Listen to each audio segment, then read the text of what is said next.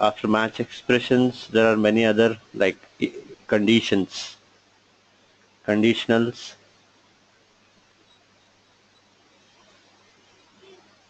If for a bit, these are a bit different from other programming language. That's the reason we'll be covering that. Then I will be covering functions, then higher order functions, then collections. Collections will look into list, vectors, set, maps, and later how to apply higher order functions on collections.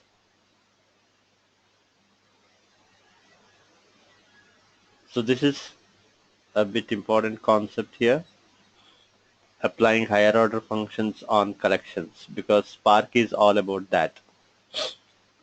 Then we will be seeing some object-oriented concept.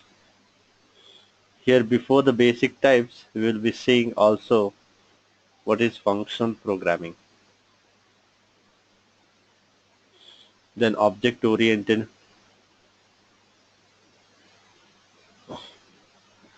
classes. We have most of the abstract are similar to abstract in Java. Abstract class. Similarly, there is trait, which is similar to interface in Java.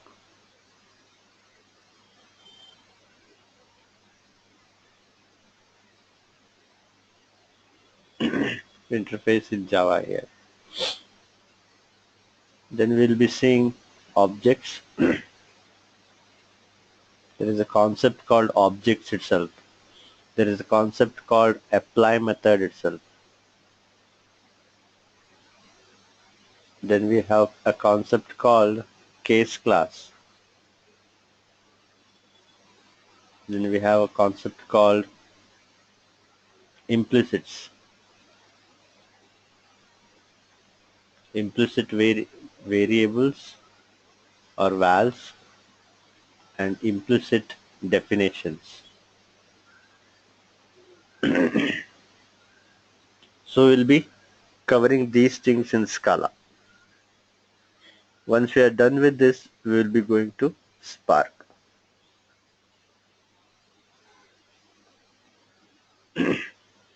In Spark, Spark Core,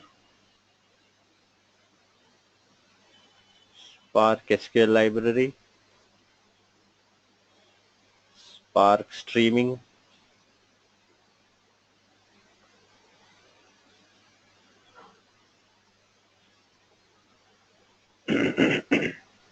then we have Spark Machine Learning,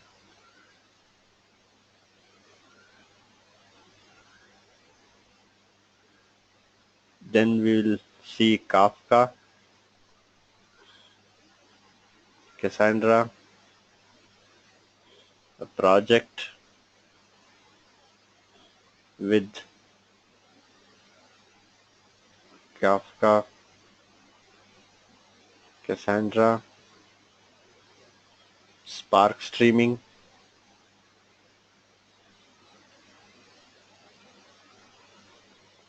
and Zeppelin. This is what I will be covering. So any questions here specific to the project specific to course content?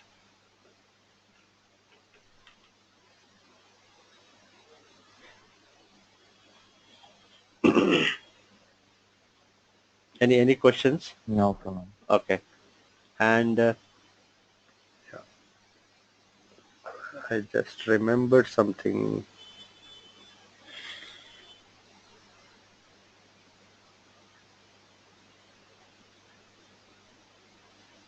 Yeah, machine learning. The machine learning part will be done by some other person. He is good in machine learning. He usually takes the machine learning part and he is good in that. He will be doing the machine learning.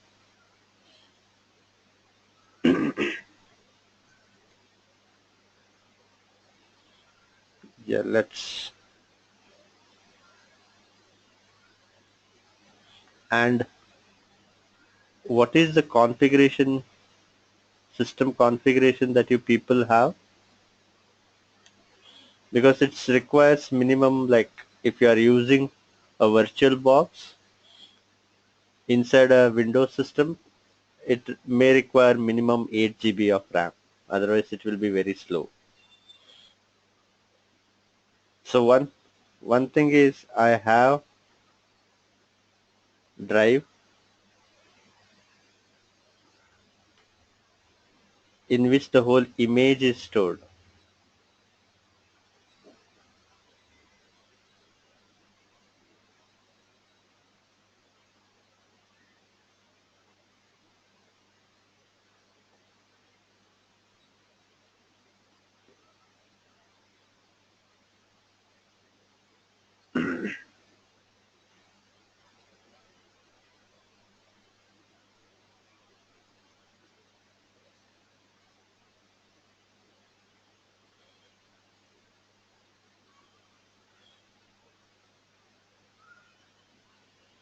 So if you see this is the Linux image. I have split it into 10 parts. It's a 9 GB file. As a result, since it's a 9 GB file, I have split it into 10 files. You have to just download all these things and you have to combine things. HJ split is the one that you need to use. There is a software called HJ split. Just use the HJ split. There is a combine button. Just use the combine button. I think join button.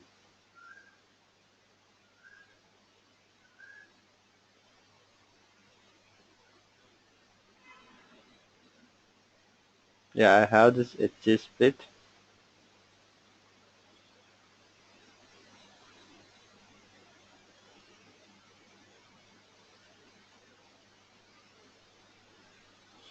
If you see there is a join, just use this join. Specify the input. Just give the first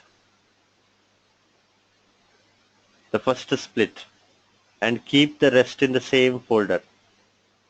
Same folder, you should be able to get the complete image. So it will give the complete image. Once you have the complete image, install VirtualBox. This is my VirtualBox. This you will get from internet again. It's a free open source from Oracle. Just Google for Oracle VirtualBox. You should get some version.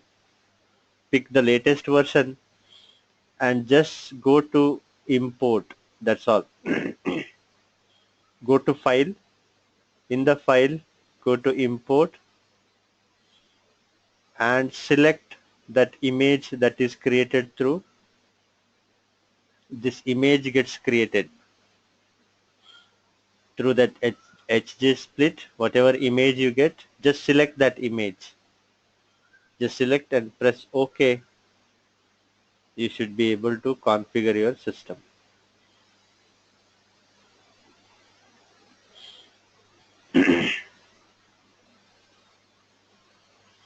Yes, Naresh, I think the latest version of virtual VMware player, it works. Yeah, latest version of VMware player works. I know that some version works, but actually which version I don't know. I think it's the latest. Older version were having some problem.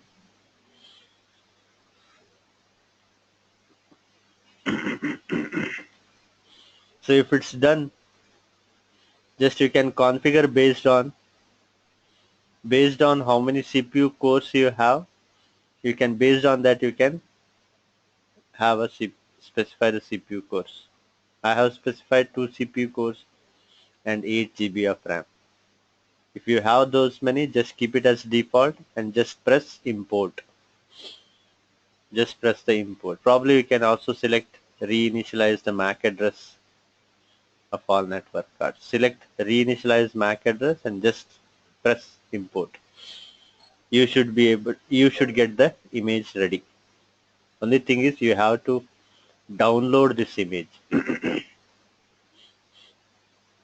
Just download this image. It's a almost 10 GB file.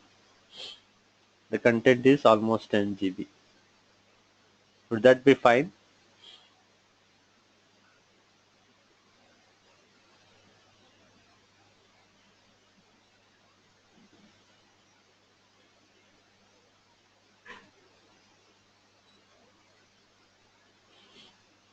Yeah, Mac OS also it works.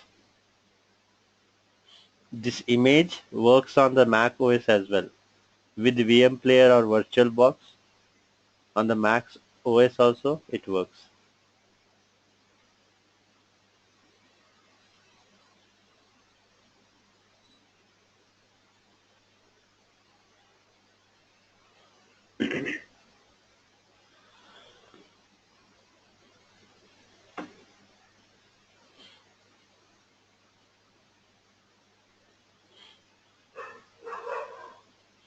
If that is if this file seems to be very big, just download VirtualBox and Ubuntu 12.1 or 14 point something, either of the one, and it should be very easy to install it.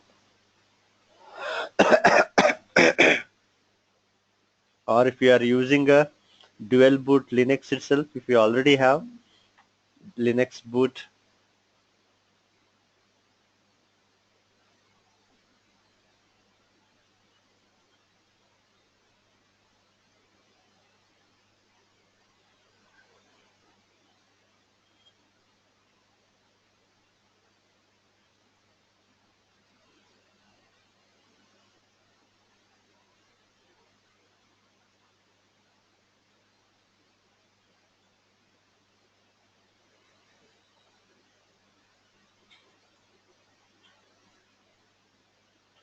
yeah, if you already have Linux image,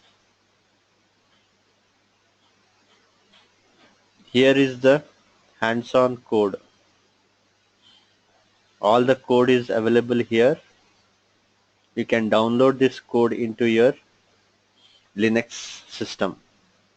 I will be sharing this Google Drive. Just download this and you should be able to be done. But you need to have either Eclipse or IntelliJ, whichever you are comfortable with. Try to use Eclipse or IntelliJ. Again, Eclipse or IntelliJ, you can download it.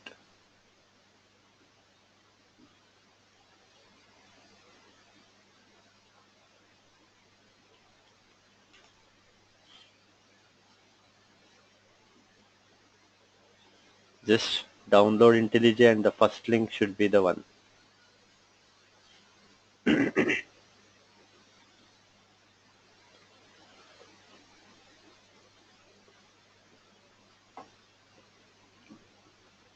Just go for the Linux one, Linux Community Edition.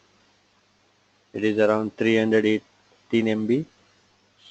Then it should be done.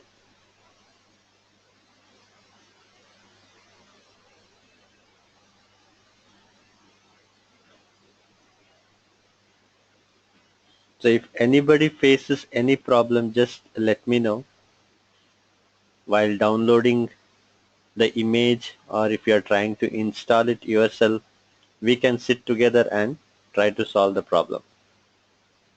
And any questions still here?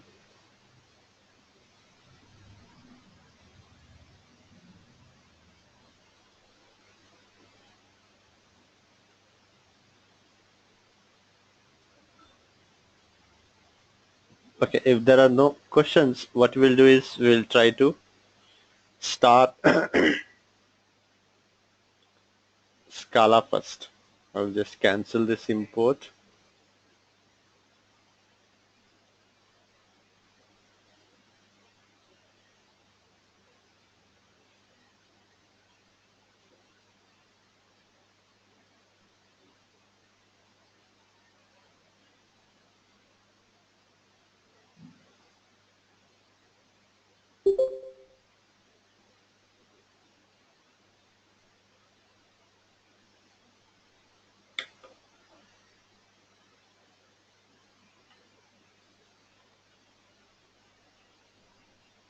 So I'm referring Scala from a document. Even that document is shared in the Google Drive. Like I have Spark documents, I have Scala documents. All these things are shared in the Google Drive. This is the document I will be referring now. So this is also shared. I mean, this is there in the Google Drive. I will be sharing the whole training folder.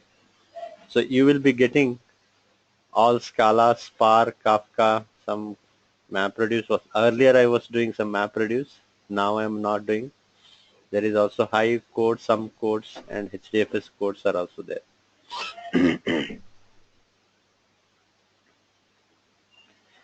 Yeah, let's start with Kafka actually. Sorry, Scala.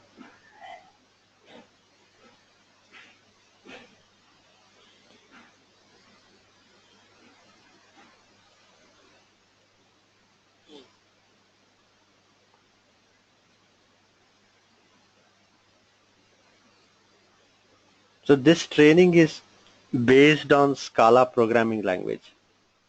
It is based on Scala because we are seeing a lot of demand in Scala. So either you go with Scala or you go with Spark. Means since both will be covered, and since there is openings for both Scala and Spark, it will be good that we learn Scala because it is good for development of distributed applications. So we'll see why. Before Scala, we'll see why functional programming.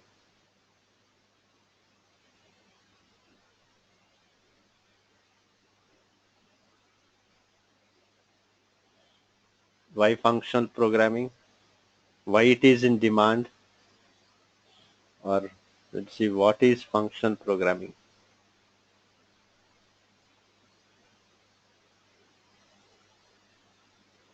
We can see what is functional programming, why it is in demand, and why Scala is in demand.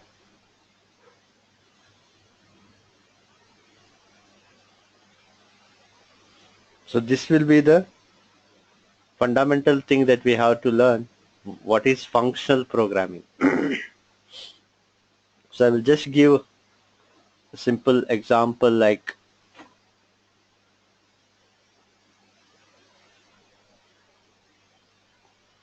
so we know that earlier there were only single core system.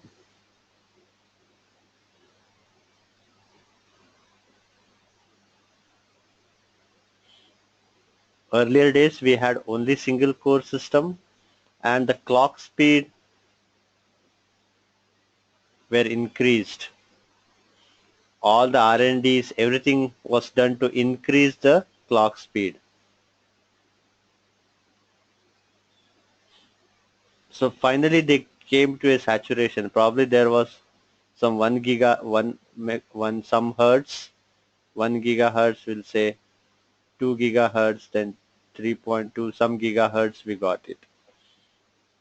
So they kept on increasing the gigahertz, the clock speed, but on a single core system. Finally they realized that we cannot have a single core system. It has saturated the clock speed. we need to have multi-core system. Finally, they came up with the architecture of the hardware with multi-core systems. Since earlier there were only single core systems, applications were written for single core system.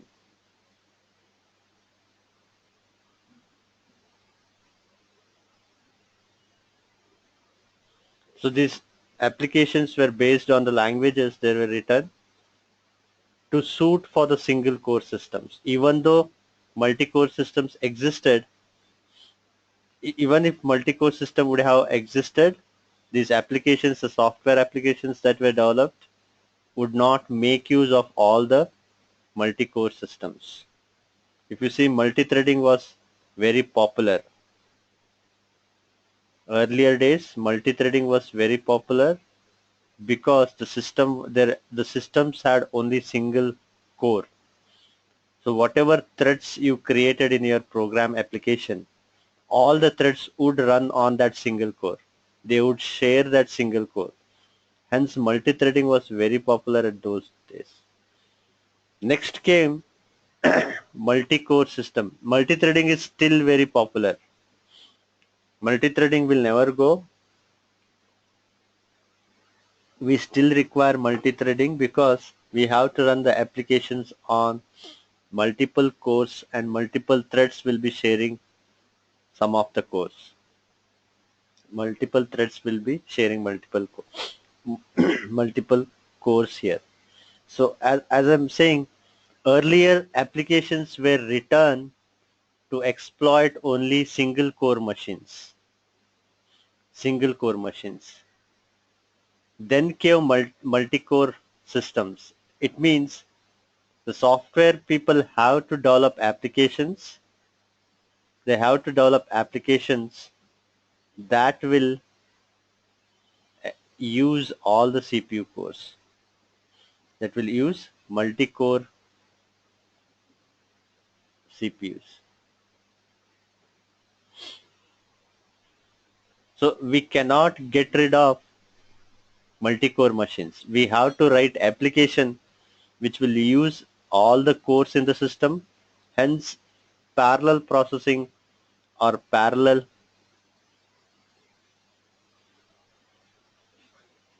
programming or parallel processing cannot be get rid of. It is inevitable. We have to write application in a which makes use of all the cores in the system. That is parallel processing, or we can say parallel programming applications. We have to write such applications. When we write such applications, multiple applications, I mean to say, there may be, sorry, when we have parallel processing and when we have mutable state or mutable something, this is where we get inconsistent states.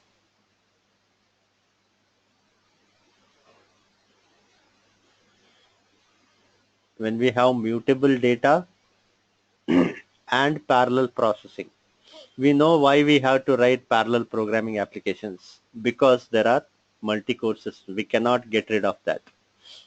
But if you have mutable state, then we get some inconsistent state. What we mean by mutable state here is, just a definition of mutable state is, mutable means modifiable. If something gets modified, if we run some asynchronous operations, if we run some asynchronous operations on a data, asynchronous operations means both can, there are some threads here on top of a mutable data. There are some threads. These threads are running in asynchronous fashion. We don't know which thread is accessing in which time. Some may finish, this thread may finish first by accessing this data, later this later, or in intermediate one or the other threads will be accessing. Asynchronous means they may start at any time, they may finish it at any time. That's what we are mean by asynchronous here. So when we have like thread A, some thread 1, thread 2, thread 3, thread 4, and we have some mutable data, we don't know. Mutable means anybody can modify this data. So if thread 1 is modifying, we have to keep thread 2, thread 3 and thread 4 out of modifying this mutable data. So because this is mutable, we have to keep it safe so that all the threads should not modify it in some random fashion. So we have to put a lock on top of this. So locking mechanism comes because this data is mutable. Because this data is mutable. That's what people keep on saying, whether whatever you have defined is thread safe. You might have heard people coming up with the word called thread safe. Is your data thread safe? That means whether it is mutable, whether it is immutable, sorry. We will come to that why immutable. So we know that because of mutability, we have to put a locking mechanism so that threads do not give the inconsistent result based on how the execution happens among each thread. While thread 1 is accessing, we have to lock the data so that thread 2 does not modify it, so that thread 3 does not modify it. Similarly, when thread 3 is accessing the data, we have to make sure that thread 1, thread 2 and thread 4 should not access and modify it. So all this locking mechanism comes into picture only because it is not thread safe, and not thread safe means it is mutable only because it is mutable. But even after putting some locking mechanism, there may be some complexities where we don't know the consistent state. Sometimes we may get inconsistent state. After putting some delay of 1 second or 500 milliseconds, 1 millisecond, 2 milliseconds, we may see that the bug, there might have been some bug, that bug goes off just because putting a delay of 500 milliseconds. Later you may see again that bug coming back because that 500 millisecond itself caused some execution timing differences. So all these things nightmare happen because of mutable data, because we are able to mutate the data, and we have to have the complex locking mechanism so that the multiple threads do not make the inconsistent state. So here there are two things we have to remember. There is a parallel processing and mutable data. Parallel processing and mutable data. We know that we cannot get rid of parallel processing because we have to write applications which makes use of multi-core system, because hardware guys have said that we are going to come up with more and more multi-core system. There is no going back to single core system. There will be only multi-core system. So we cannot get rid of parallel processing. This is inevitable. The only thing that we can get rid of is, instead of mutable state, we will have immutable state.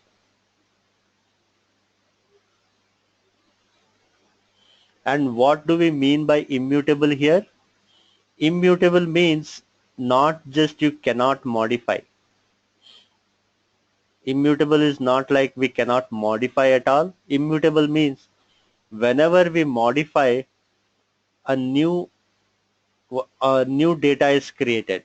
If we have a data represented in the form of a variable, represented in the form of a collection, represented in some other form, when we try to modify it, that a new collection or a new data gets created. That's what we mean by immutable. The original data remains the same, a new data gets generated. That's what we mean by immutable. So when we have immutable data here, it means when thread, it cannot be modified at all, right? If it is modified, thread 1 will have its own copy of immutability. It will have its own copy of the data. When thread 2 modifies, it will have its own copy of the data. When thread 3 modifies, so that if whenever people say it is a thread safe, it means it is immutable. So since it is immutable, this locking mechanisms doesn't come into picture at all because of this immutability. The locking mechanism is not there because we had locking mechanism because it was mutable, so that one thread is writing or modify something, other threads are kept away from that. So the locking mechanism came into picture because of mutability. Now we are making it as immutable, meaning if anybody modifies it, he will receive its own copy of that data. So that's what we mean by immutability. And we get rid of all these complexities of locking, and finally we'll get a consistent state.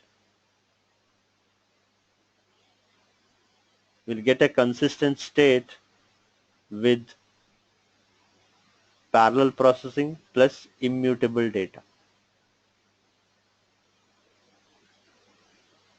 So this is what is the fundamental reason for functional programming.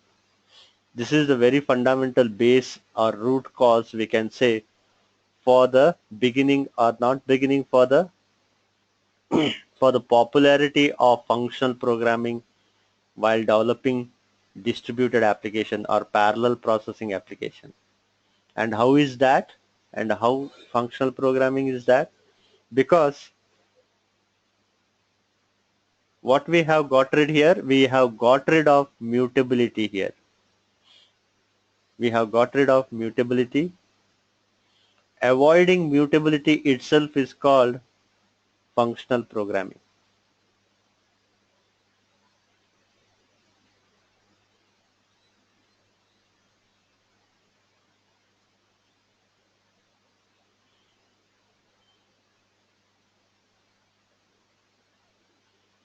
Itself is called functional programming.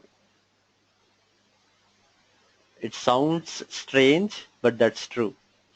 Avoiding mutability itself is called functional programming. And we know what is the benefit of immutability. This is a generic statement, avoiding mutability. There are multiple ways how you avoid mutability. There is not like a single way to avoid immutability. There is multiple ways to avoid immutability. Hence it is called I can say it as a generic statement. Avoiding mutability itself is called a functional programming. And how Scala is also a functional programming. Also a functional programming language. So we know that immutability is very good for parallel processing. Hence functional programming is very good for parallel processing. Hence it is very good for development of our parallel applications or distributed applications. If you see all the distributed applications, have Scala as one of the API. Scala will be one of the API in most of the, even if it's not all the distributed application, in most of the distributed application, Scala is a dominant language there. If you take Spark, Scala is there. If you take Flink, Scala is there. If you take Kafka, Scala is there. So any new things that come up, I'm sure that certainly Scala will be one of the language associated with that, because distributed applications are done with functional programming. Functional programming in the sense it is very good for distributed processing or development of distributed applications, and we know how it is, because we get the consistent state by achieving immutability, and avoiding immutability itself is functional programming, which is good for development of distributed application. And how we can say avoiding immutability now, and these are the reasons why functional programming is in demand and why Scala is in demand, because of these reasons. And this is the root cause, I can say. And how functional programming, or how we can say that in the programming perspective, how we can say that avoiding mutability itself is a functional programming. Before that, let me also say Scala achieves immutability, because I said that this is a generic statement. Avoiding mutability itself is a functional programming. Scala, using Scala, Scala has made its collections immutable. The collections are immutable by default. They have simply did not make the collections immutable. Earlier, all the other programming languages like Java, C, C++, the collections were mutable. Scala did not make it simply for the sake of for some other sake. They have made the collections immutable because of the reason that we discussed now. Because it is very good as a for the development of distributed applications. It is a functional programming language. Hence Scala, this is one way of avoiding mutability. As I said, it's a generic statement. Mutability, Scala has made its collections immutable by default. So the reason goes back to the same thing, whatever we discussed now.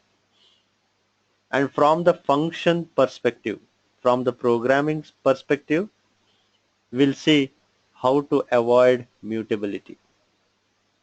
Programming perspective. What do we mean by avoiding mutability? Any questions still here?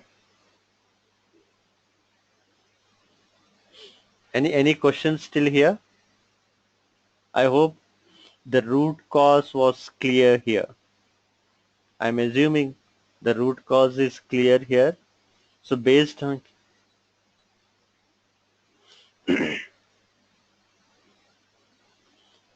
okay, uh, what's the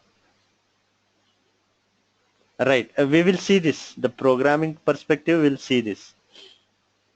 We have to still see this. We haven't seen that. We have to still see that. So this, I hope it is clear. Scala has made the collections as immutable by default, because we know that immutable is very good. So from the programming perspective, how it is, let's see that. Let's say I have defined a function. I have defined a function 1.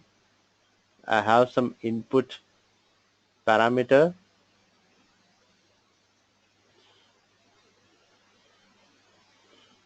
I process or execute some expressions, process input parameter. Whatever input I have sent, I'm applying some logic and doing some processing inside it. Finally, what we'll do is we will return processed data. I will return processed data. So this expression or this statement is very important.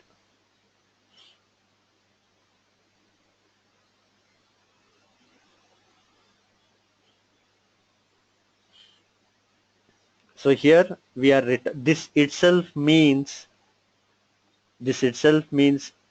avoiding mutability.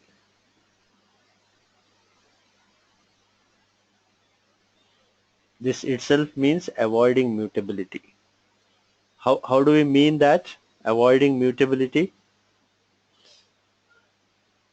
If we have a return in your function, it means we are avoiding mutability. So it may sound strange.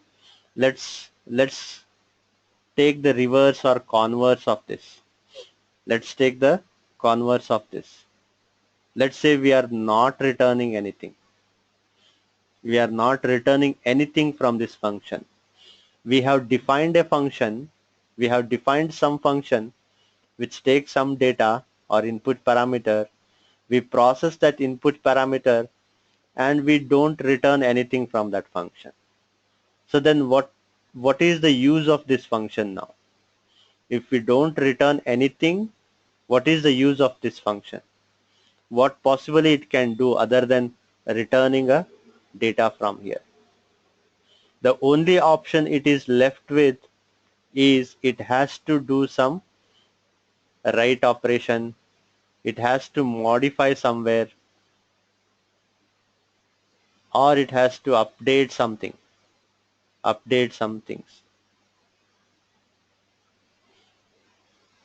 It has to. I hope you got it. If you are not returning anything, the only option it is left with, because we have defined a function, it has to do something. If it just processes and keeps quiet, what is the use of this process data?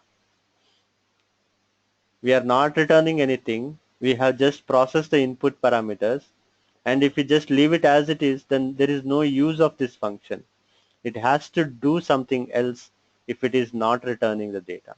So obviously it has to write it somewhere or modify something or update something. So all these things, what we mean, all these things means we are doing mutability here. We are mutating something.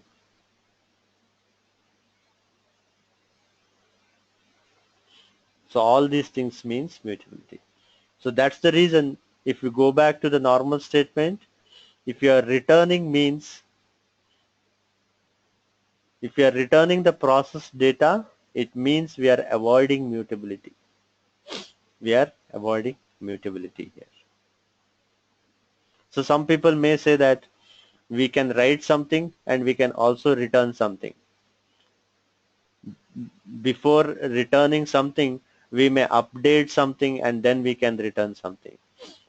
Yeah, that could also be done. Nobody is stopping from doing that, but that's not a good way of writing a program.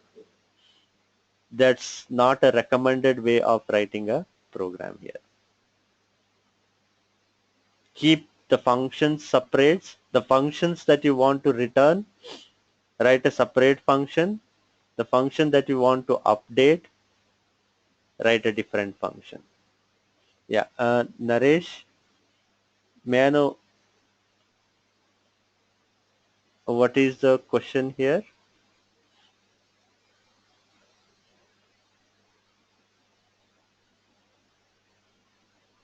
No, we usually don't do that. Either you keep it separate, you you don't modify and return both the things in a single function. The modularity will be lost. If you want to use that function in some other place, if you want to reuse this function anywhere else also, every time we'll be doing update and modify update. Probably in some other place we only want the return data. We don't want to update the things. So we'll lose that modularity. That's the reason it's always good to separate whatever you are returning in different function and whatever. Yeah, Sharath has a doubt here, one doubt. How does the returning of values from a function enforce immutability? Yeah, if you are not returning means you are modifying. That's the converse thing I took here, the reverse case I took here. If you are not returning, then we are, what will be the use of this function if you are not modifying? Sorry, if you are not returning, what is the use of this function? Obviously, it has to do some write operations or modify or update if we are not returning. Let's assume we are not returning anything here. If we are not returning anything, then we have to make use of this function. Simply we cannot take the input parameter and just process and keep quiet. We have to do something.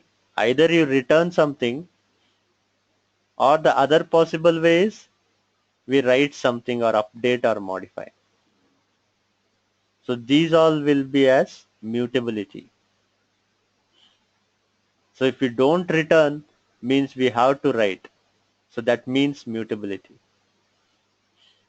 So hence what we will take? We will return it.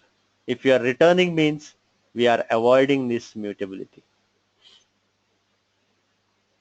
So that's the reason I told avoiding mutability is a generic statement. Returning something from that is also avoiding mutability or enforcing immutability. So if two functions run parallel and uh, both returns, I didn't get that. Sharath, you can unmute and you can ask the question. I didn't get the question actually.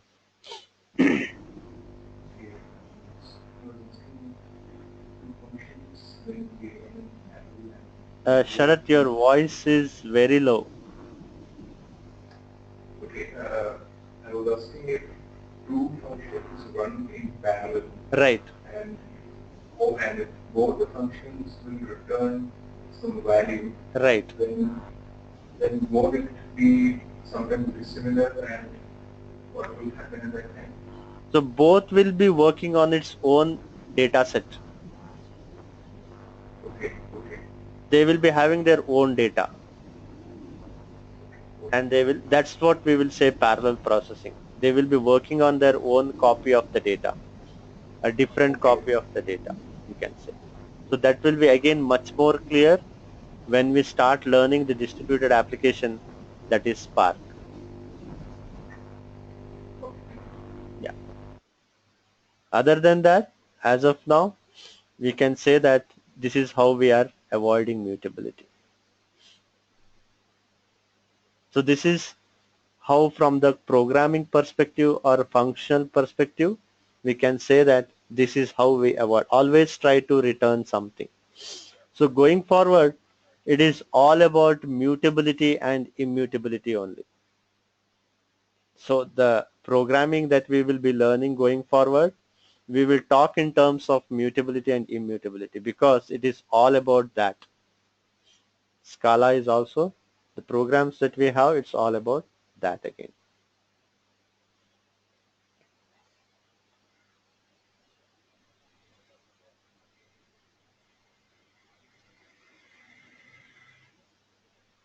I hope things were clear here.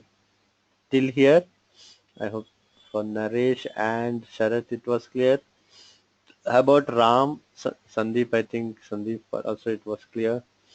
Sukesh, Venkat, Raghu, I hope the things were clear here.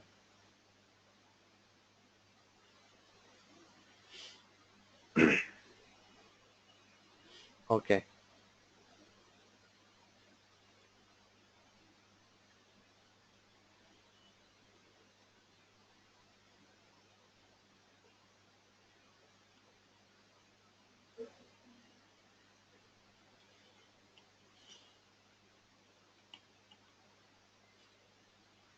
So I have downloaded Scala 2.10.4. Try to download, if at all, if you are not downloading this image, if you are doing it on your own, then I would recommend download Scala version of 2.10 dot something, 2.10 dot something.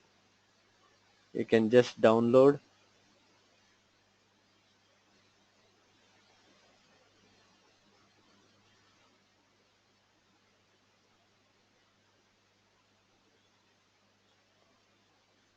Scala 2.10 dot something 6 or 4. So in my system it's 4.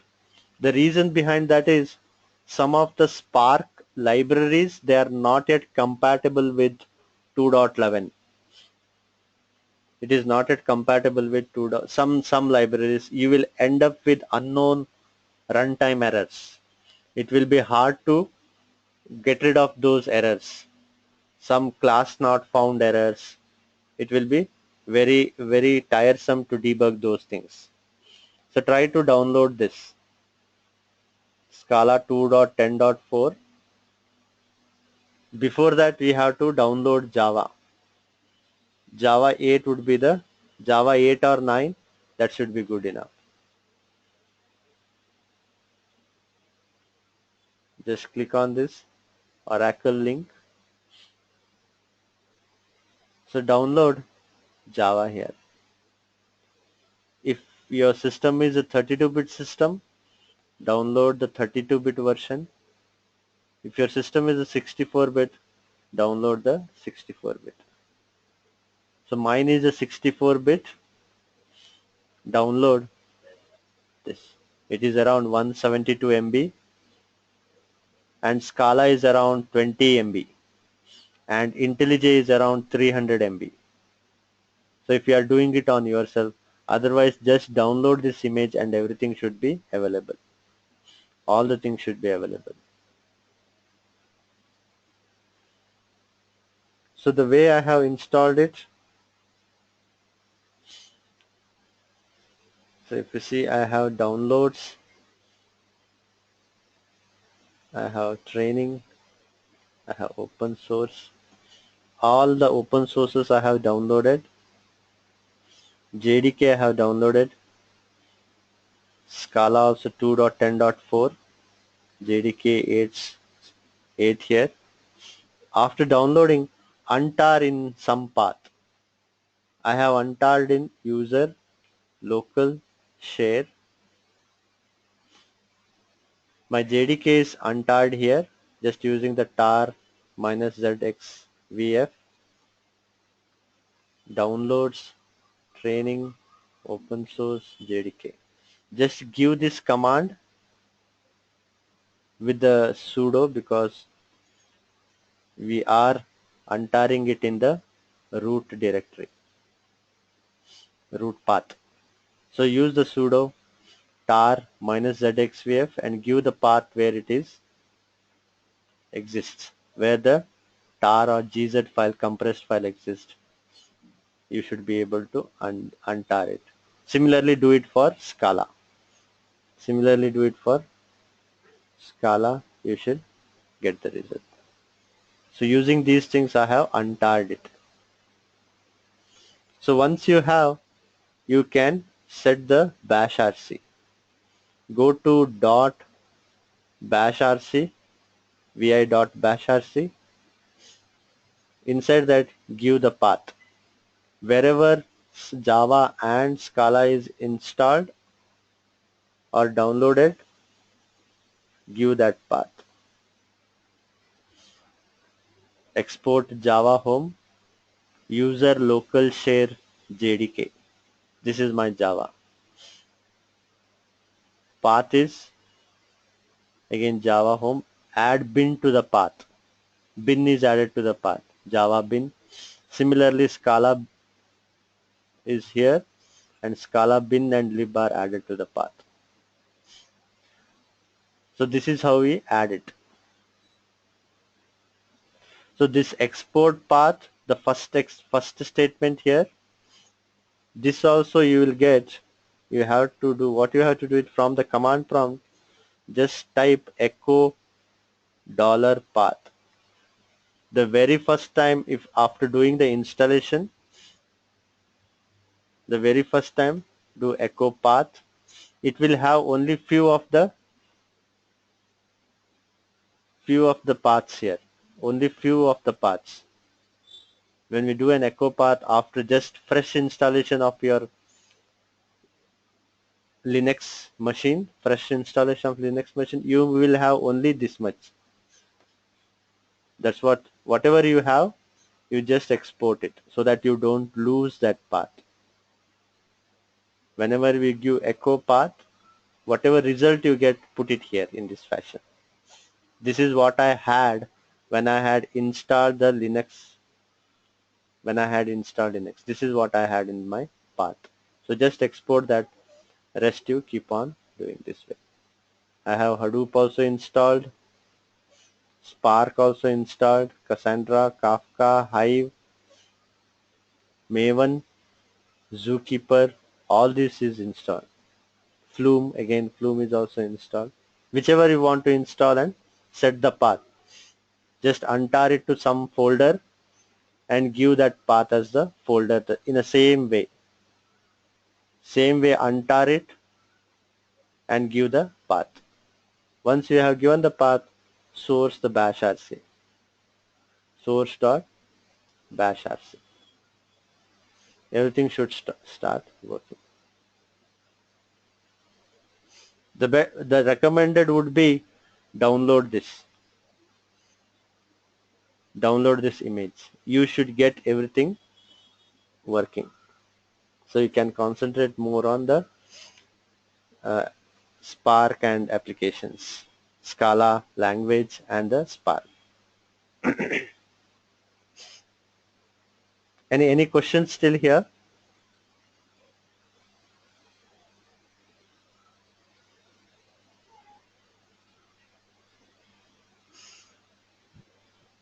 Okay. So if there are no questions, we are moving to Scala now. We are moving to Scala. We know that why Scala is required. We know that what is the importance of immutability, and we have also seen different ways how to avoid mutability. And we know that avoiding mutability itself is called a functional programming. So keeping all those things in mind, we'll move ahead with our Scala. So once we set that bash RC, when we set the path, just type Scala, you should get this REPL. Scala shell, all it is, or also it is called as a REPL. What we say as REPL is read, evaluate, print, repeat. That's what REPL means. You can read it here, print it here, evaluate it here, and again repeat again. One more next expression can also be given. Or you can just say it as a console, Scala console. So you can write the program here itself. So initially we will see all the Scala programs written here itself, but you can also do it in the IntelliJ. But as we move to Spark, all the Spark programs will be done in IntelliJ. But you can also practice it in the IntelliJ, whatever programs I write it on the console. Or writing it in console is also good because we'll be learning more and more concepts, and some hands-ons also is good enough. Either way, whichever you are comfortable with.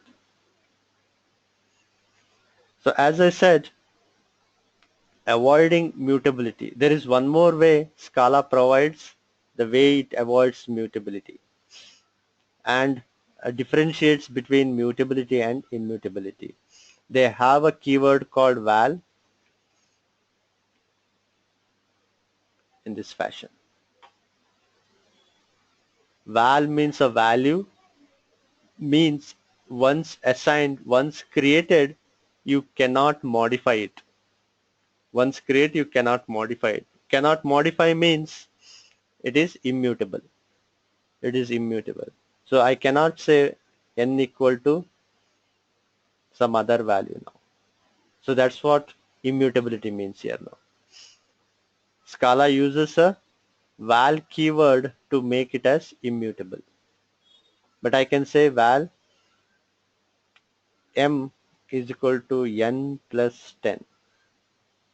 So this works. That's what the main thing about immutability is.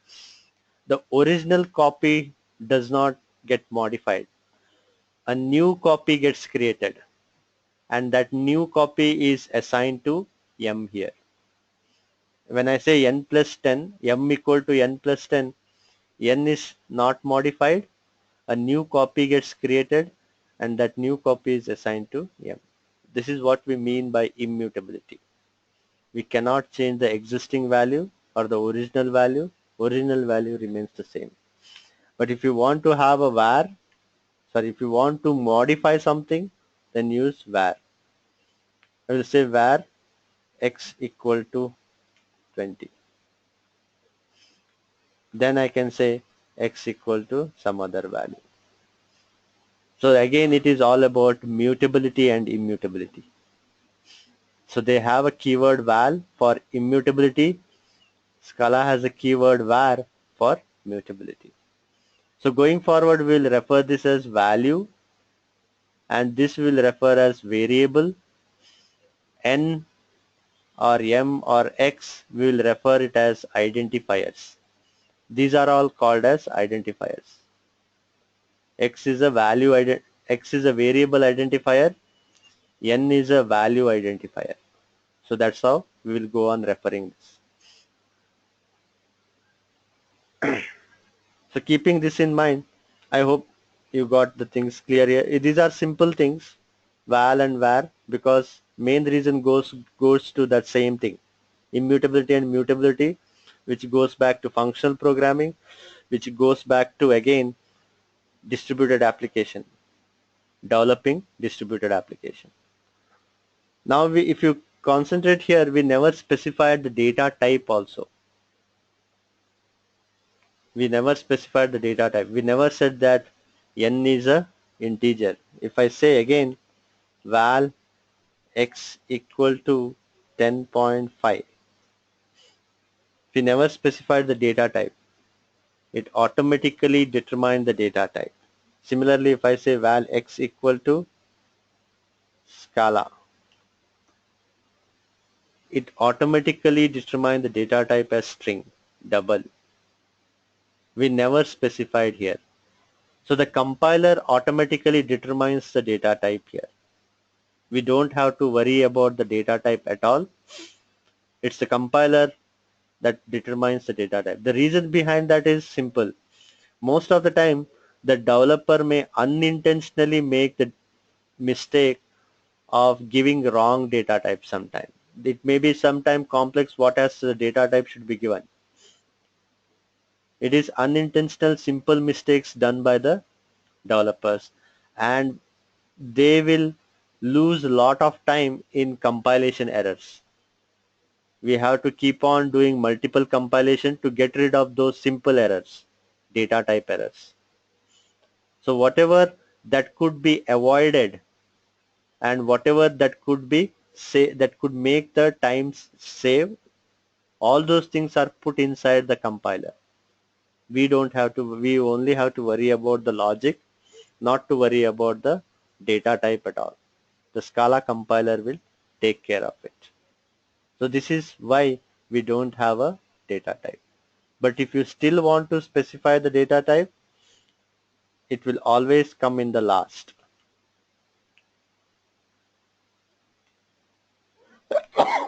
Excuse me. Excuse me. Yeah, you can imagine in this way, if you see most of the other programming languages, it says like int x equal to 10. Always the data type comes first in most of the other programming languages. But here it does not. It doesn't work this way here. Here the compiler says that I will infer the data type for you. You don't have to worry about the data type. I will infer the data type for you. Even if you want to specify the data type, specify at the last. It's of not much priority for me. You just specify at the last. This way you can remember where to put the data type. It will always come in the last. So I can say val y colon, I can say string is equal to Scala. So I am assigning a data type here, even though which is not required at all, which is redundant or optional. You can specify, or need not specify at all. So these are the basic things. We'll just covering the basic things here. Like every programming languages have data types. Scala also have simple data types. We saw int, we saw double, there is string. Similar to there are different flavors of integers, numericals, that is byte, there is short. These are some related to this. Then we have long. With double we also have float. Like we have string, we have character, there is a boolean. All these are which are there in other programming languages as well. Byte means 1 byte. Memory will be allocated for that identifier. Short means 2 bytes of memory will be allocated for that identifier. Long 8 bytes, integer 4 bytes, double 8 bytes, float 4 bytes. String we don't have anything. Character, boolean again. So this is how, these are the simple data types that are available even in Scala. So when I say val x equal to 10, by default it is integer. It means 4 bytes of memory is allocated to that. But if I want only 2 bytes of memory to be allocated to this, I need to say it is a short data type. Now only 2 bytes of memory will be allocated. If I want x, so this is where we have to explicitly specify the data type. If I say val x and if I say byte, 1 byte of memory will be allocated to that. Similarly, if I say val x equal to 10.5, we saw that the data type is double and 8 bytes of memory will be allocated for that. But if you want a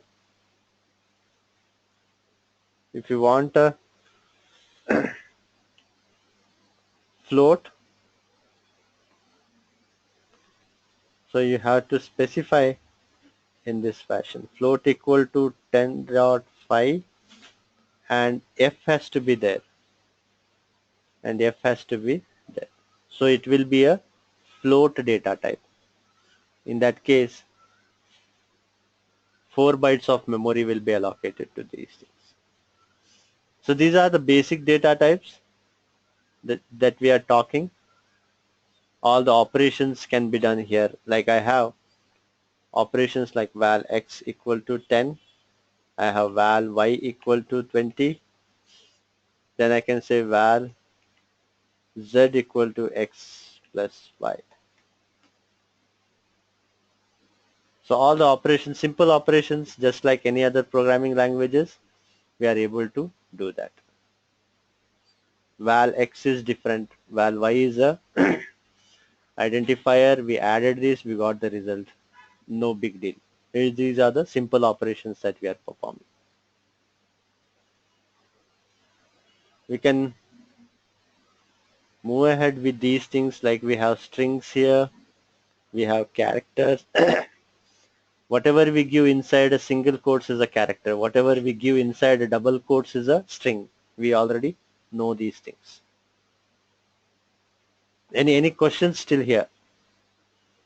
These are the simple things. I hope most of the people know all those things. We are just brushing through these things. That's all. We are brushing through these things. So if I say, once I say val x equal to 10, means x is integer now. So now we cannot assign any other value to that. So if we want to assign, we have to make var. So this is modifiable, this is mutability. So x I can assign some 20, but x I cannot assign any string here, because the very first time when the data was assigned to that, The very first time when the value was assigned to that, it was an integer value. Hence the data type was of x was inferred as integer, and that will remain as long as that x exists. The data type will remain with it as long as the identifier exists. So we cannot assign some other value to that x now. So you will get a compilation error. There is a question here, will a declaration of same variables like override the previous feature? Okay. Right. This is only on the REPL. This is only on this console. What happens here is it recreates, it destroys this earlier definition and it has recreated. The same thing holds good here also. Earlier also we had done these things, x equal to 10, x equal to, if you see, every time I'm using the val again, val x equal to val x equal to val x byte. So every time the previous things gets destroyed and a new thing gets created. That's what we mean immutability. Once created, you cannot modify it. We are recreating again and again. But this happens only on the REPL. If you try to go and define it in IntelliJ, in the actual programming, it will give an error. If I say here,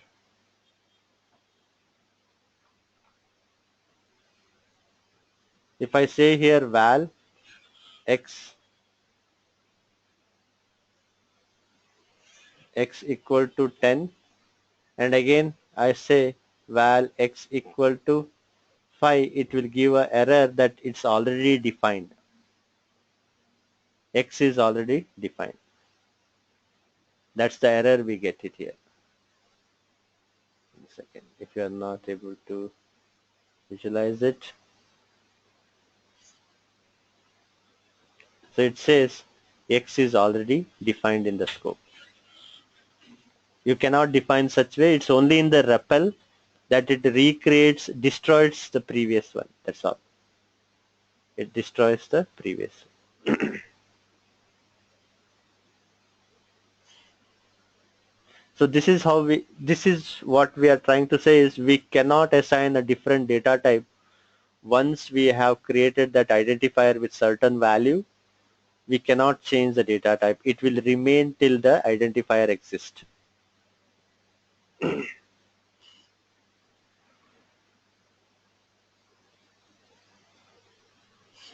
So these are some operations that we can do. Even some symbols could also be used in Scala. To make it more readable, I don't know whether the pi keyword exists somewhere on any of the keyword. On any of the keyboard, I don't know whether the pi symbol exists, but just a reference has been given.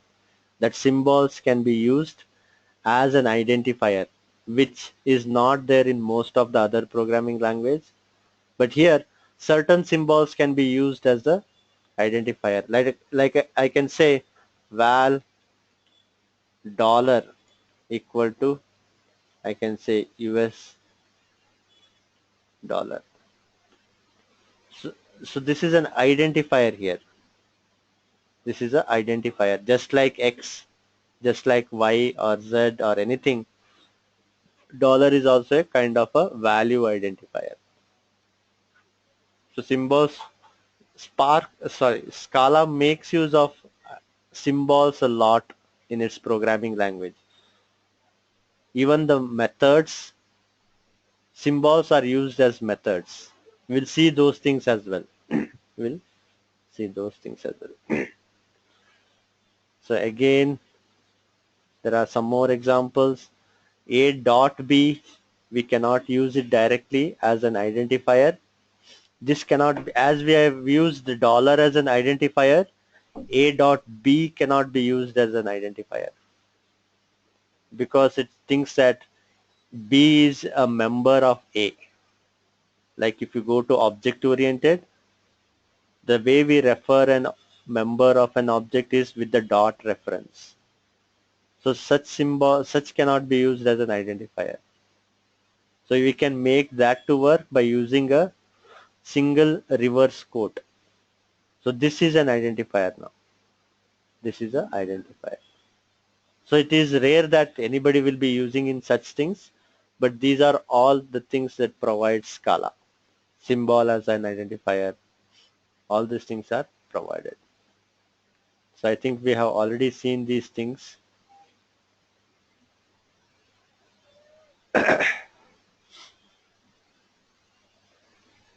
The basic data types, as I said, byte means 1 byte of memory, 2 bytes of memory, 8 bytes of memory. Long means again 8 bytes of memory and it's an integer. I think we have seen all these things. We have discussed all these things. Yeah, all these things are discussed. Strings also we discussed. I'm just going through this brushing up initially. Multi-line string. Multi-line string is given with the triple quotes. That's all. If you are writing a string on multiple lines, give a triple quote string. Not. Oh, these are all simple things. Not to worry about those. There is something called string interpolation. String interpolation is nothing but formatting your string. Like we used to use printf statements just to format your string. How you want to format your string? Let's say I have val amount equal to 100. I will say val amount equal to 100. So I want to use this in a statement or in a yeah, we can say a statement. In a message I will say val message equal to I have rupees this much. So if I want to use amount, can I have this? This will just print a string. I have rupees amount. But I want the value of this. How do I achieve the value of this? If I print this, it just says I have rupees amount. But I want to evaluate this identifier and get its value here. Instead of rupees amount, I want the actual value. So it is all about like formatting your string, how you format the string. So the way we format the string is using a yes here, just a character s before the string. Before the string, use the character s, and whichever identifier you want to evaluate, that identifier has to be prefixed with dollar symbol. It has to be prefixed with dollar symbol. So we get the actual value. I have rupees 100. So this is just like formatting your string. You want to format your string, just try to use a yes here. Just try to use a yes. Similarly, there is one more way of formatting using F keyword. There is one more way of formatting F keyword. Let's say my val amount is 57869. So let's see what the value we will get here. So we will get all the values here. We got all the decimal points. Suppose I want only 2 decimal point. I want only 2 decimal point. In that case, there is one more keyword or one more character called F. F, and I can say percentage to F. Percentage to F should give me the result. Sorry. Oh, I didn't say percentage.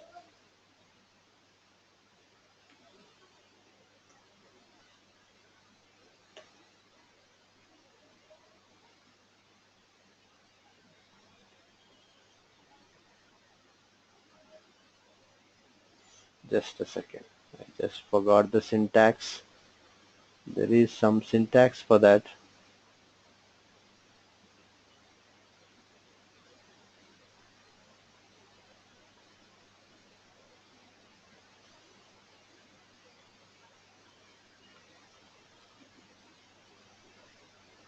String interpolation.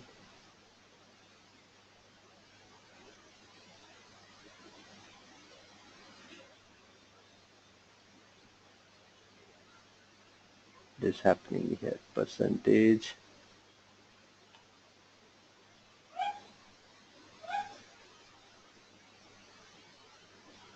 1 second.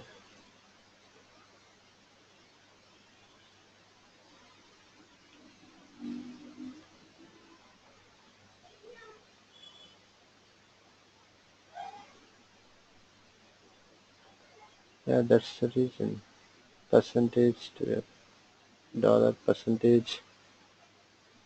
What's wrong in this?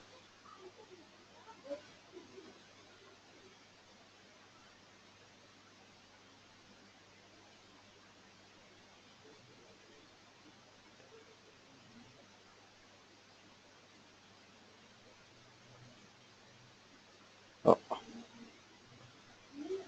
percentage. My mistake.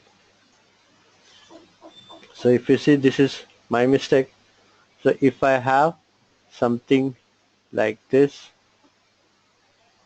I want only two decimal points. I had just exchanged these two. I first gave the dot. It has to be in this fashion. Percentage dot 2. F is nothing but, this F is nothing but it's a double.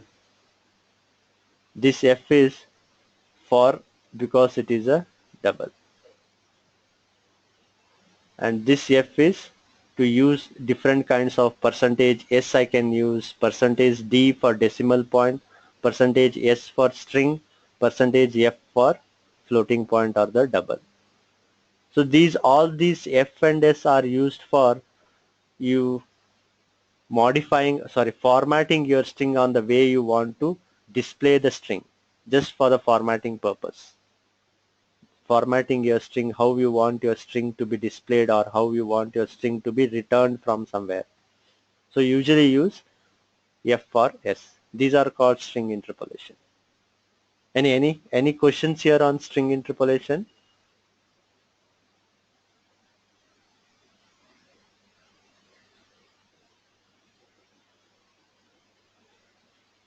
Any questions here?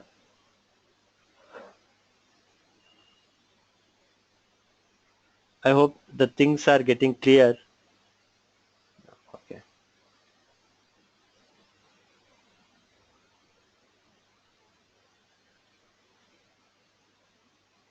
fine.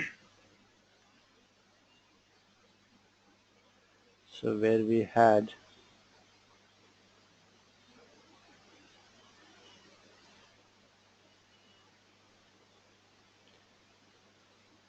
yeah, string interpolations we saw, percentage F, all those things we saw.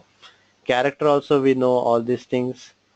Then we have Boolean also we know. True and false. Capital small letter true, small letter false are the Boolean values. This is also simple data type. We already know all these things. Let's just brush up with these things, that's all.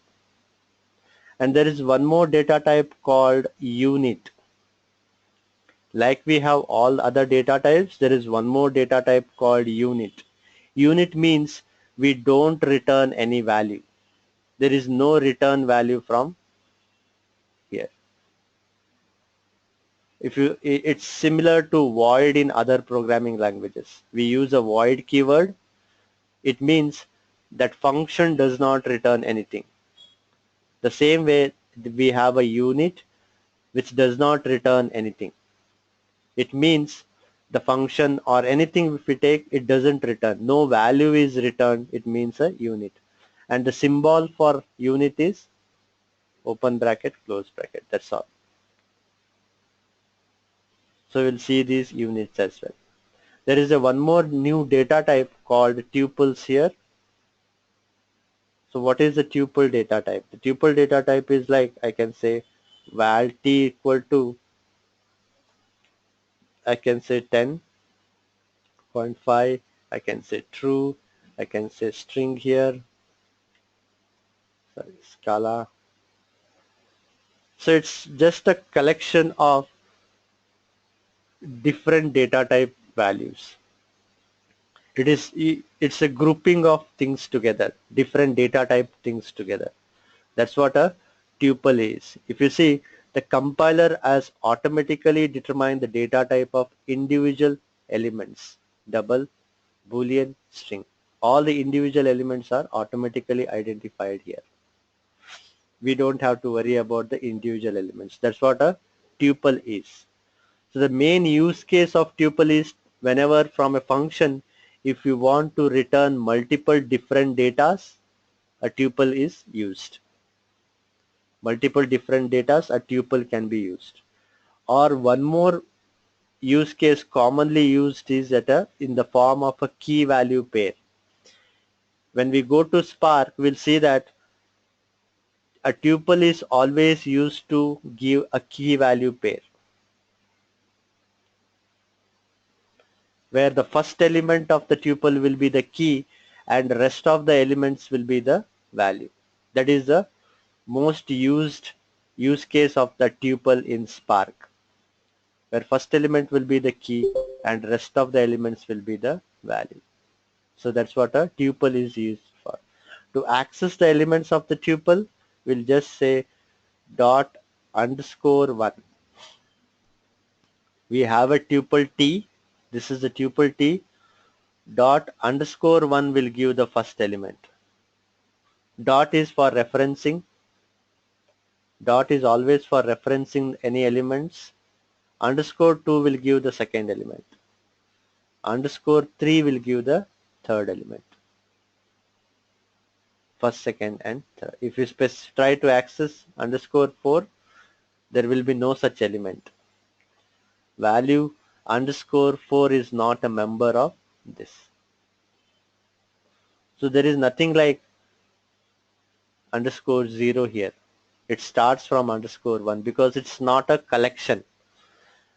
Just to make sure, in Scala, tuple is not a collection.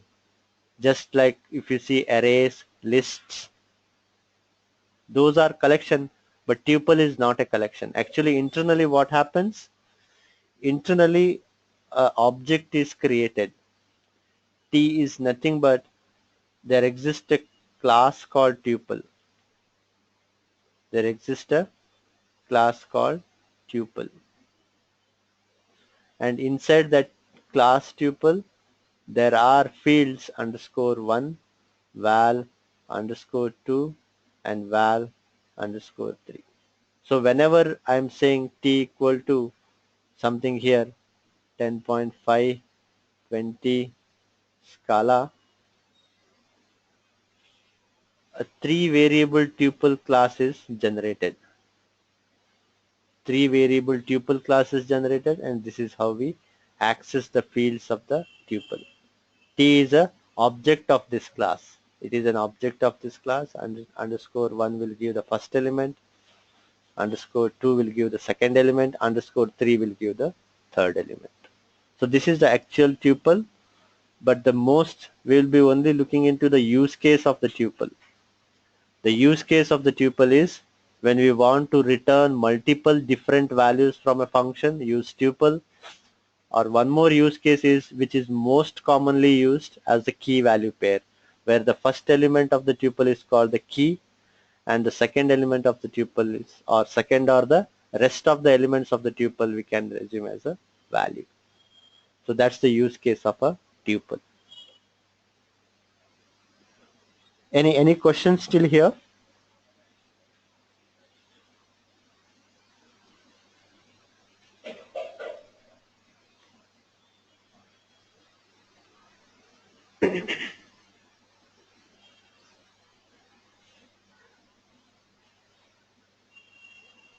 Yeah, key value pair, right?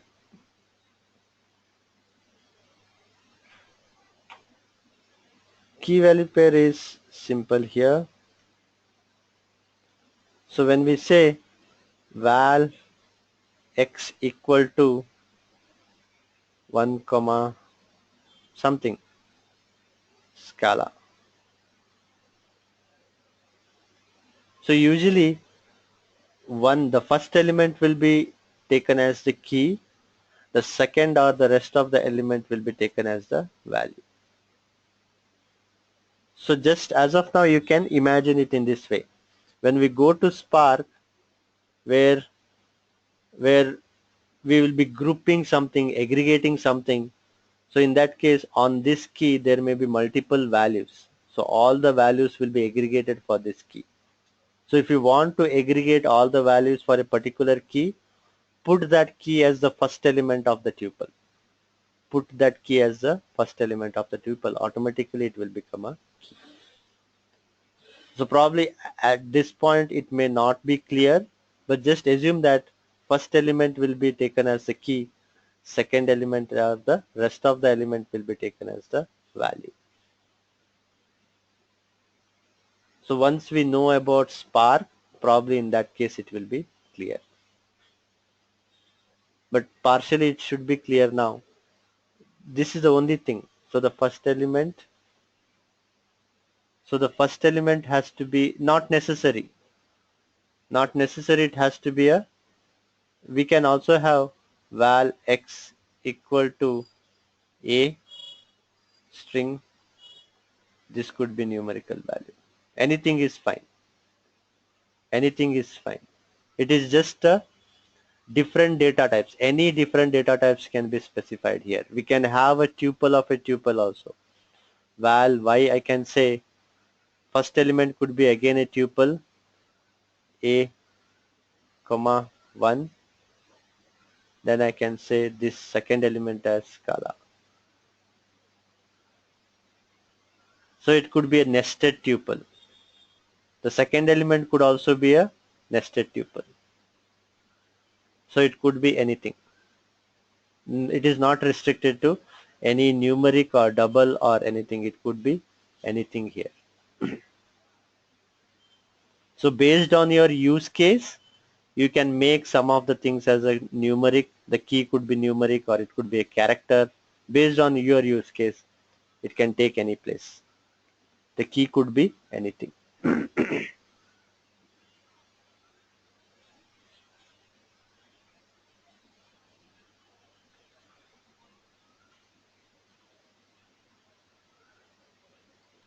So as I said, underscore are the ones. In Scala, you will see a lot of underscores. In Scala, because, not because, based on where the underscore is being used, the definition of underscore will differ, or the meaning of underscore will be different. In different context, we have different meaning for underscores.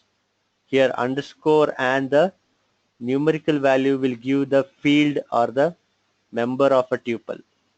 You can access the member of a tuple here. There is one more way of creating a tuple here. There is one more way to create a tuple, that is using the arrow mark. I can say val t equal to 1 Scala.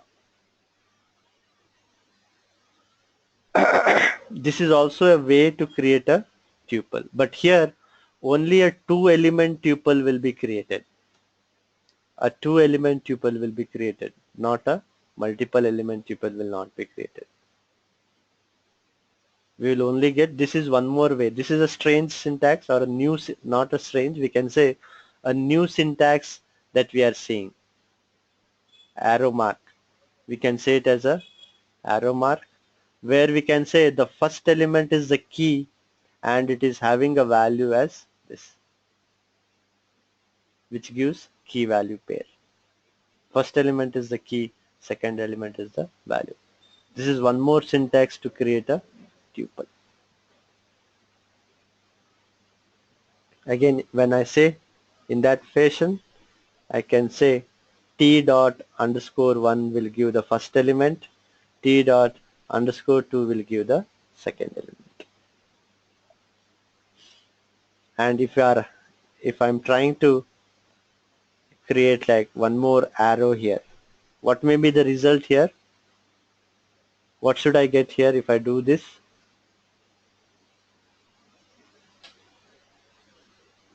Any guess on what should be the result if I do this?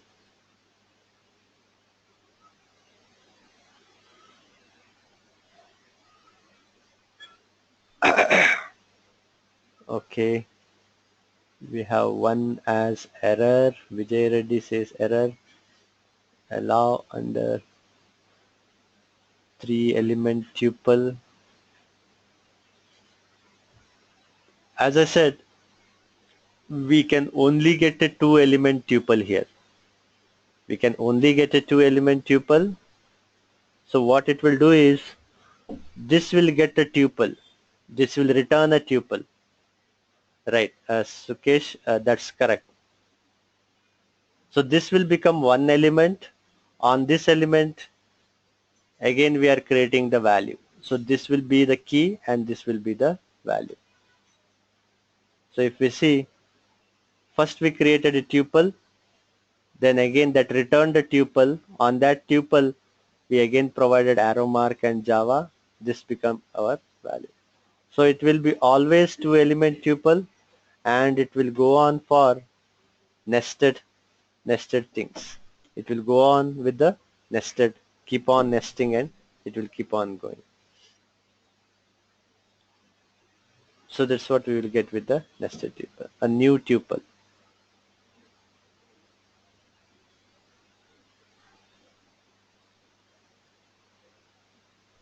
Right, a new tuple will be created. So if you want to access the elements of the tuple, t dot underscore 1 will give the first element of the tuple. The first element of the tuple is the whole listing. This is the second element of the tuple. So to get the next element of the tuple, this gave us this dot underscore 1 will give the first element of the nested tuple. We got this.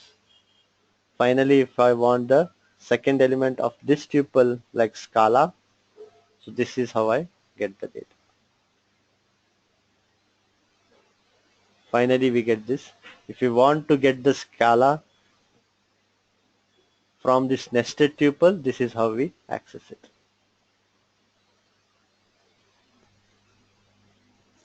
So these are just the tuple we need to understand. The main use cases, probably the nested tuple, we may go up to single level of nesting. It will be very rare that we will be going multi-level of nesting. We can go where we come across composite keys.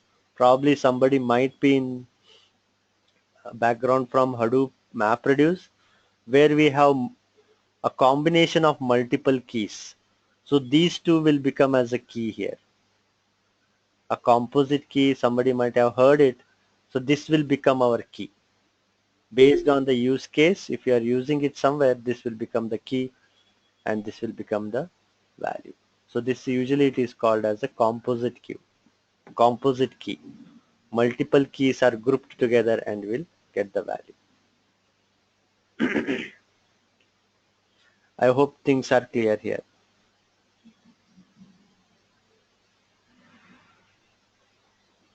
Yeah, there are certain jargons in Scala again. All these jargons will again boil down to the same mutability and immutability. Expression is one of the jargons used in Scala. What does an expression say? An expression is a single unit of code that returns a value. What do we mean by returning a value? Returning a value means avoiding mutability, means enforcing immutability. So expressions means immutability. That's what. Everything boils down to the same thing. Immutability, functional programming language, which is again good for parallel processing. Everything boils to the same thing with immutability and mutability. And going forward, we will be addressing whatever we write the code will be addressed as an expression. All these things are expression. All these things are expression. So just to get used to the jargons, I will be saying this as an identifier or a value identifier. If I use var, I will be saying variable identifier, and these things I will be saying as an expressions. All these things will be expressions because it returns some value. So if I say this, It means it created this expression was evaluated. After evaluating this expression, we got a nested tuple, and that nested tuple was returned and assigned to some identifier t. That's what we mean here. Every expression returns a value. Expression means it returns a value. What we mean by returning a value here is this expression was evaluated first. This expression was evaluated, it returned an tuple. On that tuple, again this expression was evaluated. After evaluating the final expression, a nested tuple was created, and that tuple was returned and assigned to this identifier t. That's what we mean by an expression return some value. Returning a value means achieving immutability. Achieving immutability itself or avoiding mutability. Avoiding mutability itself is a functional programming language. Functional programming language, we know that it is good for distributed processing application, development of distributed processing application. So with these in mind, just these are the things I will be keep on saying, expressions kind of things. So if we see, when Scala says everything as an expression, even if conditions are also expressions.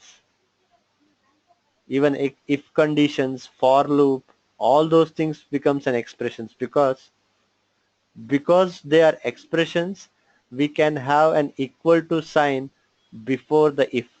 We can have a equal to sign before the for. It means if condition also returns some value. For will also return some value. It is all about returning. Returning means immutability.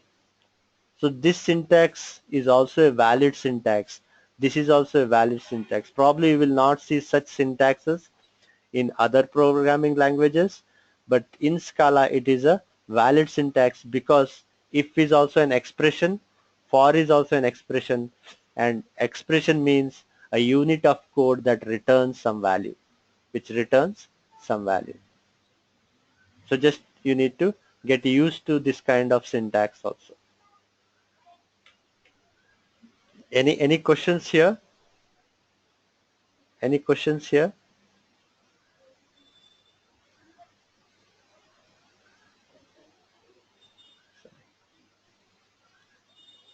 These are all expressions. These are all expressions.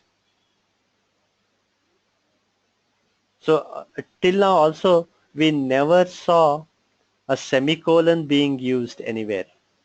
If you recall or if you have observed, we never used a semicolon anywhere because semicolon is also redundant.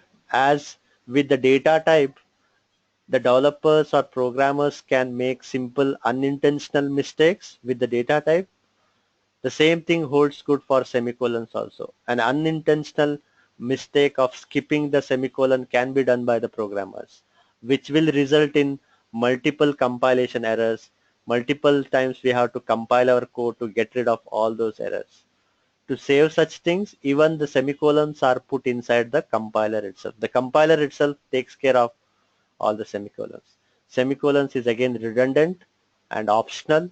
If you want, you can specify it. Otherwise, the compiler will take care of those things. The only where we have to explicitly specify the semicolons is if we are writing multiple expressions on the same line. If you are writing multiple expressions on the same line, only then semicolon is required. Otherwise, the compiler will take care of it. We don't have to worry about the semicolons at all. If you are writing multiple expressions on the same line, only then the semicolon is required here. Otherwise, semicolon is not at all required. Yeah, like we have expressions, there is a concept, not a concept, we have something called expression blocks. What do we mean by expression blocks? Means multiple expressions inside a block. A block can be said as a open flower bracket and a closed flower bracket. So I can have like in this fashion. I can say val amount equal to, if you see, equal to is being used because expression returns some value. Whatever value is evaluated, that value is assigned to or returned and assigned to this identifier. So I can say val x equal to 10, I can say val y equal to 20, then I can say x plus y here. This is a block of expression. A block of expression is given inside a this here. So val x equal to 10, val y is equal to 20, and these are all expressions. All these expressions will be evaluated, and whichever is the last expression, there is a question here. Return statement option. Yes, right. Return statement is also optional. Everything boils down to the same thing. Avoid simple mistakes by the developer. Avoid unintentional simple mistakes because everybody says that it's unintentional. So semicolons, data type specifying, return statement, all these are unintentional. Mistakes which can save a lot of time if it's function. Come again.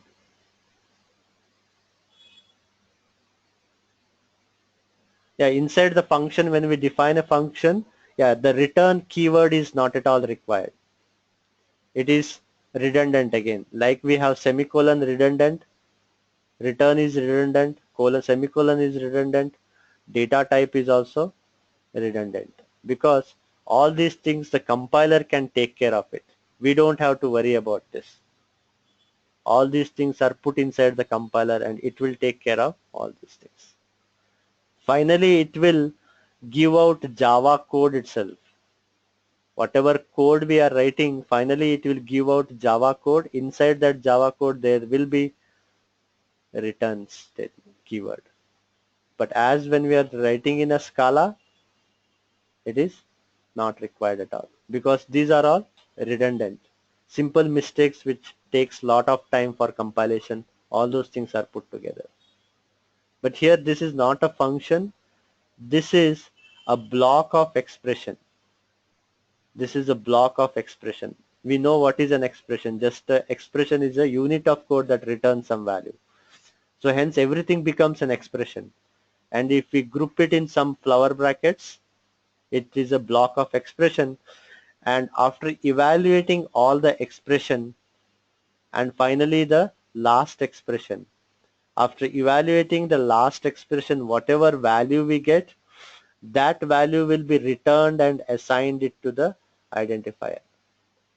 This value will be returned and assigned to the identifier on the left hand side of the equal to sign. And whatever the data type we get here, that will be the same. The amount identifier's data type will be inferred by this value. If the data type, if we can clearly see that the data type is integer here, automatically the data type of amount will be integer. The data type of amount will be integer. So this is what we mean a block of expression. I can say val amount equal to val x equal to 10, val y equal to 20. I can say x plus y. So I can close this statement here. So if we see amount data type was automatically inferred as integer based on the last expression evaluated value. Whatever the value was evaluated by the last expression, that value was returned and assigned to identifier amount, and the data type was also inferred automatically based on the value assigned to that.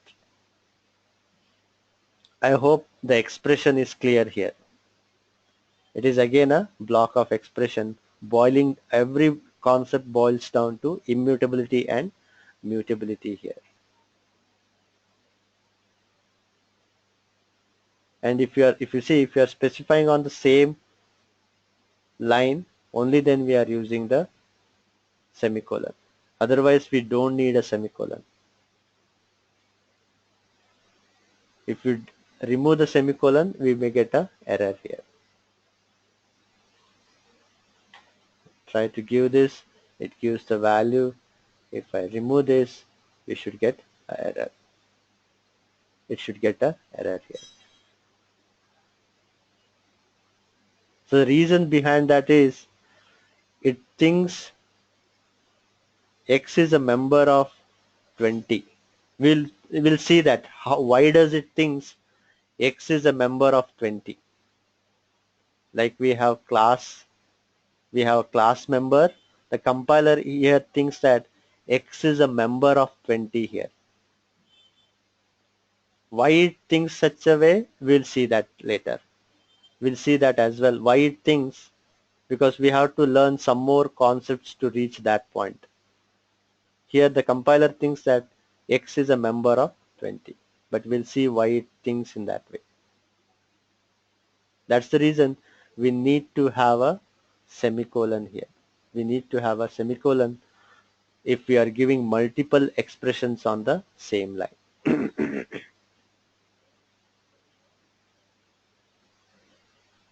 So any questions here? If you are giving on multiple lines, so no semicolons are required at all.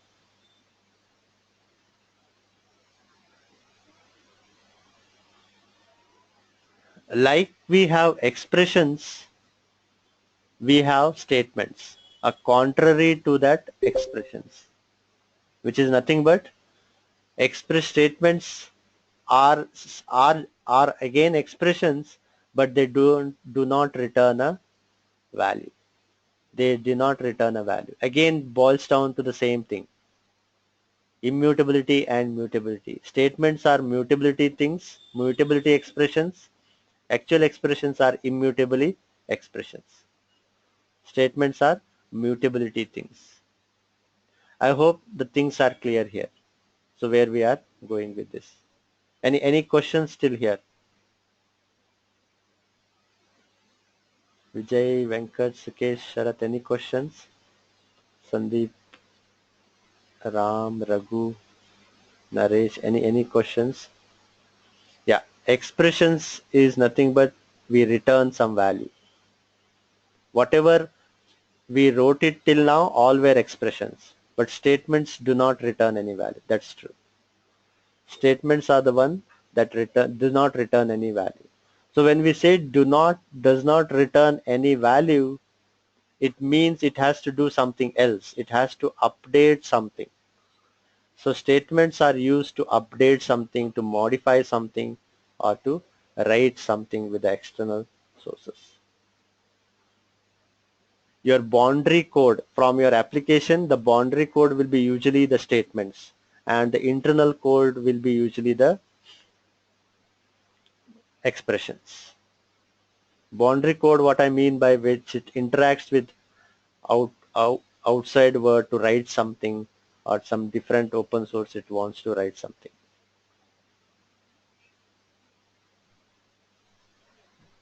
Okay. So let's wind up the session here. It's 9 o'clock probably. Most people have to go to office now. We'll continue tomorrow. I will upload the videos, today's video, and I will share all the documents and the video as well. Okay, also share the link to the Google Docs. Is it Sharath speaking? Sharath, your voice is very low. I was requesting that you could also share the link to the Google Docs. Right. All this will be shared. Google Drive and the videos I will share. I will send the link to everybody. Okay, thank you. Yeah.